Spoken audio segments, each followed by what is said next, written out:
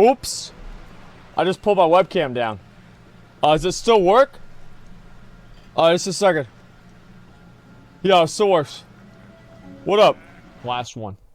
Hopefully, is he continuing the series? I hope he is. Yes? Okay, good. Last time, our hero attained the Whirlwind Axe, traveled to unknown lands, fruitlessly farmed Scarlet monastery, and rekindled with our bangin' WoW GF. Continuing the adventure, I bricked my computer trying to install an SSD. Yeah. Hey.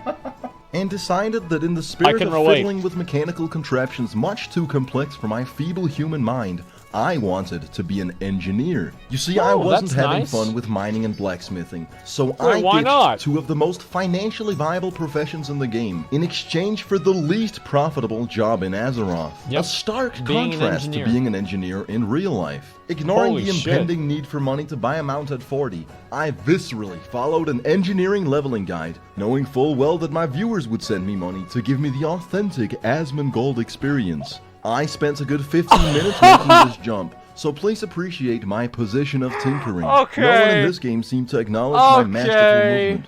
Anyways, I decided that the steep price for coarse stone on the auction house was a bit of a ripoff, and decided to go all the way to Darkshore to get them myself. After a few hours, 30 minutes of honest work, I returned to Ironforge. Before I started this gruesome endeavor, I wish someone had told me that the level cap for my professions scale with my actual level. I had basically just wasted a bunch of time and gold to familiarize myself with the steep learning curve of this bastard 15-year-old game. Yeah. I still keep thinking it's Small Dickus. I disconnected, and a bug spawned me into guaranteed death by drowning in a location where I couldn't possibly recover my corpse. Oh, you can go get the title shard though. I got to my destination faster. Together with my companions, I went back to Scarlet Monastery, where we got ambushed by angsty teenagers. Unlike my friends who fought bravely, I pathetically begged for my life, and bought myself some spare time by performing a sacred mating ritual. Lil Sundo the Lich graciously spared my life. When entering the dungeon, I experienced the usual fuckery that I've grown all too accustomed to at this point. Our healer dies and asks me to actually taunt the mobs. I inform our healer that I don't use defensive stance because I have too much testosterone. Our DPS claims he's doing everything and that I'm not capable of DPSing. I'm sure they'll like that. So why are you playing a tank? Yet I let the numbers speak for themselves. Oh, winking damage meters. Dies in the extremely easily avoidable spin move. After which she tells me that I should have held aggro. Our quote-unquote DPS then cowers in fear instead of attacking the boss. Wait, that's a DPS? We wipe and start all over. Backpedaling away without auto attack? Once we finally manage to take down the boss, he drops these 6 set pants. I roll a 22, and a single tear falls down my face. We try to run the dungeon one more time, and with our inoptimal setup, we painstakingly skank our way through the whole thing. That's impressive. Excited, I type. Now the axe drops, and I roll a 99. However, the boss was nowhere to be found, because I'm apparently incapable of properly resetting a dungeon. Apparently, leaving and re-entering isn't enough. You also had to click a button. Since I'm goddamn tired of showing you me farming armory over and over again, here's my 37th run where I finally acquired the Ravager. Woo! Yeah! There it is, dude. This is the single biggest upgrade to the stand-and-hit gameplay. Now this game is fucking easy. Look, I don't even gotta do anything. Although, for fear of copyright infringement, I recreated this music piece myself with a royalty-free beat. You spin me right round, baby, right round, when we go down, down. I hear that, yeah, alright. I couldn't really find a matching beat, but you know, that's really good. Times are tough. Then I check my mail to find the most generous donations to a crusade thus far. Daddy Chill graciously offers up the fiery war axe, or as he calls it, his kook cleaver. My first purple piece of gear. Excited to test it out, I go to Stranglethorn Bay, the North Korean border of Azeroth. Home to the Gurubashi Arena, a coliseum of free-for-all PvP, where once every 3 hours the arena chest spawns. It was 6 AM and I decided to try my luck. At this ungodly hour, the arena wasn't filled with dozens of people, but rather just 2 individuals. Just 2 dipshits. Survivor was a level 44 warrior, and since I could tell he was enjoying World of Warcraft, I decided to extend the game's lifespan for him by a couple minutes, landing me the arena chest on my first try. What? I'll have you know that in over 100 hours of game time, looting this chest with PTSD from all the rogues that have previously unstealthed behind me, with the most nerve-wracking 5 seconds yet. Perhaps on par with Hrothgar's final moment. No execute? Yeah, why have an execute? Damn you, turtle. I later tried again at 9 and 12 a.m. and it turns out I just got extremely lucky. Yes. It's nearly impossible to get this damn chest. Yes. Satisfied with the spoils of battle, I went to Booty Bay, where I found an AFK player. Going against my better judgment, I decided to ruin his day. I should have looked twice though, because this was no player. It was the Horde Griffin Master, who ended my measly existence in seconds. I said, fuck this, it's time to go on an adventure. I managed to get on the mountains between Stranglethorn and Darkwood by glitching up a wall. I looked into the horizon and immediately knew I had to go where no Night Elf had dared venture. When I saw the hard, clear-cut line in the textures, I knew that Blizzard didn't intend for us to access this area. It looks fucking cool though. Exploration is definitely one of my favorite parts of MMOs. We do this all the time. Since this is a long journey, I'll tell you a story along the way. So you know how I've consistently been getting disconnected from WoW? What if I told you that the problem wasn't the Blizzard servers, but in fact my own computer? I wouldn't believe you. This is fucking nuts, right? But in my motherboard there's this thing called a CMOS battery. And apparently, Windows relies heavily on this battery to tell the time. After 6 years, my CMOS battery had ran out of power, which caused my BIOS to not be able to store the time. 5 to 10 times a day, it would set my Windows time to 11:30 p.m. What's funny is that my router relies on the time, so it would pop me off my internet every time that happened. I'd like to say that's why I haven't streamed in months. But truth be told, it's because I fucking hate streaming.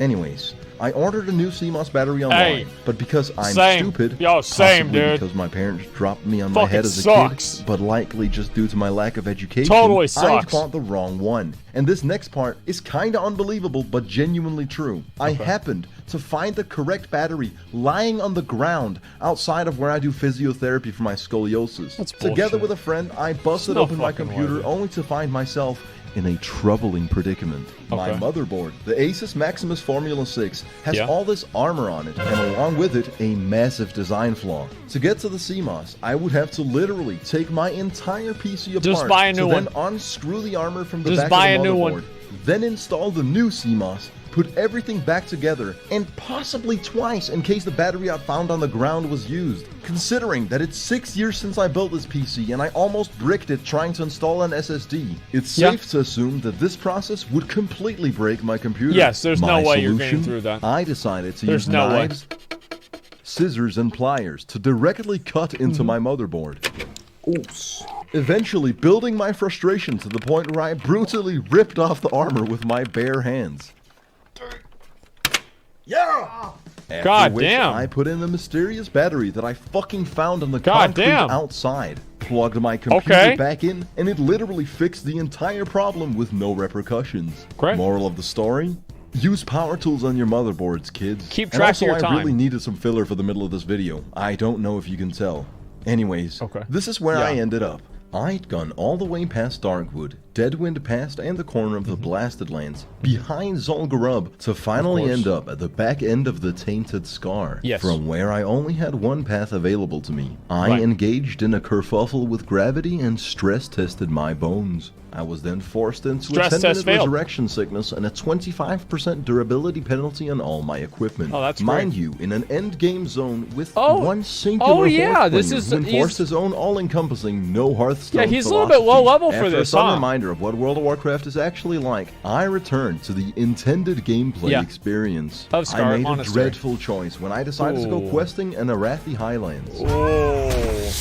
That's a mistake. Gotta kill these elite mobs. Unbeknownst to my party, I'd already attempted this yesterday with different people and I had Otto's head.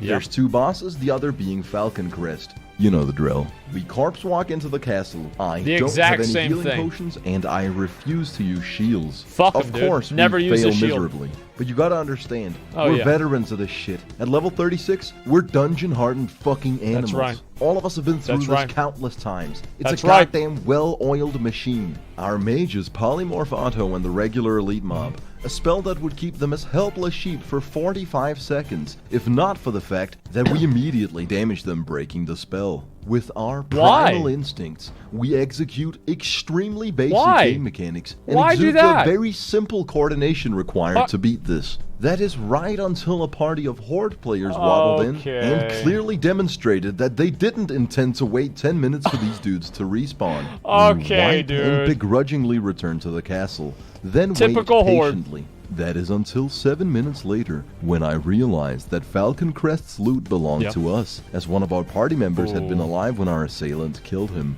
leaving not just all 5 Horde players unable to complete the quest, but also my 4 comrades who'd be able to rectify the situation in 3 measly minutes. It was at this point I said, "It's been a pleasure doing business with you," and continued my crusade to ruin the authentic classic experience. I decided I'd had my fill of the patented kill an orc in a castle gameplay, and began the quest chain for all of Scarlet Monastery. Seeing as I'd farmed one wing 37 times, I might as well do it experience the whole dungeon. After undergoing a multitude of repetitive tasks, I headed to Desolace. Now, you might recall me having a tough time in Stone Talon Peak, which is on the way to where I'm going. He dances with me. I made sure to rectify the situation at hand. It's always exciting discovering a new place you've never been to. You never know what's going to happen. You could see a reskin of a mob you've already killed hundreds of times. Slightly different looking NPCs with one of the dozen voices you've heard countless times. Incredible. Or maybe you'll even see purple water. If you're really lucky, you'll get the pleasure of doing an escort mission. God, I love this 15-year-old game. It's so bad, but so good. Questing in Desolace did have its moments. After getting ganked, I got revived by a holy saint who complimented the videos. Little did he know that he was about to receive a multitude of letters containing copy-pasted homoerotic poetry. Make it happen. That's your boy taking on 6 mobs at once, by the way. Twice an hour, I get to speed up the gameplay. This is sick. I also met Chargy, who stopped me from killing Horde players under the guise that we're not like them. We have honor? A stance he would uphold right until we ran into a Horde player nearly having soloed an elite boss that he needed to kill. At which point, Chargy threw his morals out the window and did what had to be done. After killing a bunch of skeletal warriors, we each went our own way. He then got his corpse camped by that Horde player until he had to log off. But honestly, that didn't seem like a me problem. You see, I was focused on the task at hand, putting the Ravager to good use on a part of the game everyone else seems to be ecstatic about. A part of the game that I personally despise. Scarlet Monastery. Isn't it exciting how a dungeon spanning 4 instances can have the same 3 models for all the enemies? The most thrilling part is that one boss spins. I stand by my original statement. This game is cookie clicker, but with more world building. I'll spare you the boring details. It does kind of suck. I lost every roll on every item, with the exception of this useless dog whistle that summons a hound with a minuscule amount of health. As per usual, I got us all killed by pulling too many mobs in the wrong way. Yeah, what a surprise. Twice. We eventually beat the dungeon, and I'm sure lots of stuff happened, but let's be honest. Lord knows I'm not going fishing in these 7 hours of WoW recordings that aren't even in chronological order due to the CMOS incident resulting in random timestamps. Instead, I'll cut to me and Michael Scott dancing on an orc who was involuntarily sleeping on the ground. Speaking of not in chronological order, this happened before I fixed my computer. What happened after I fixed it?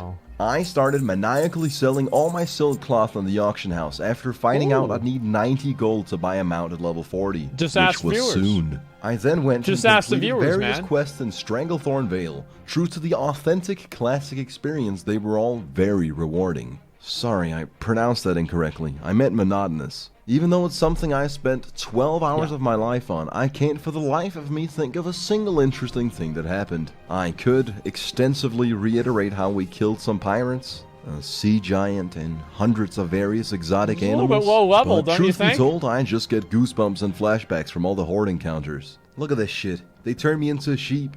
And you just knows it's going to happen. You just know it's going to... I felt scummed out at this very moment. So before leaving Stranglethorn Vale, I decided to do something I'd been putting off for a long time. Killing an AFK player. Oh, I how's was that gonna entirely unaware that that's what the Booty Bay Bruisers do. Whoa. But, you live, you learn. Eventually, I would go on to kill this spider, turn off the recording software, and then reach level 40. Wow. If you called me a sleep-deprived moron, your argument would have fair grounds to stand on. Okay. All of my hard work has led me to this point. Every drop of sweat, blood, and tears. And I've saved up 60 gold. It's actually now that it dawns on me I need 30 more. So when I came to find that Stek had sent me a mail telling me to put these up my behind, containing 25 gold and 60 tin bars, along with 7 grime-encrusted objects, and 10 unidentifiable clumps of organic matter, I was classic pleasantly experience, surprised, to say the least. And whilst How on the about subject that? of mail, if you guys don't stop asking me for pictures, I'm just not gonna show you mail. I'm trying to be monetized here, alright?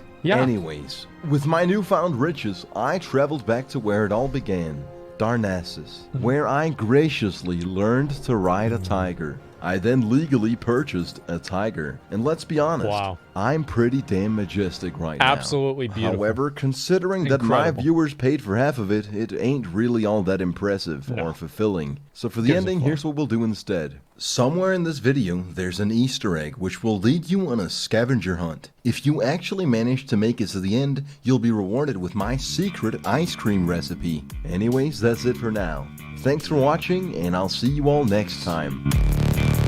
So that means I just read the comments and they tell me where to go, right? Like, that's, you know, that's the secret. Trust me, I've been through this before. I know how this works.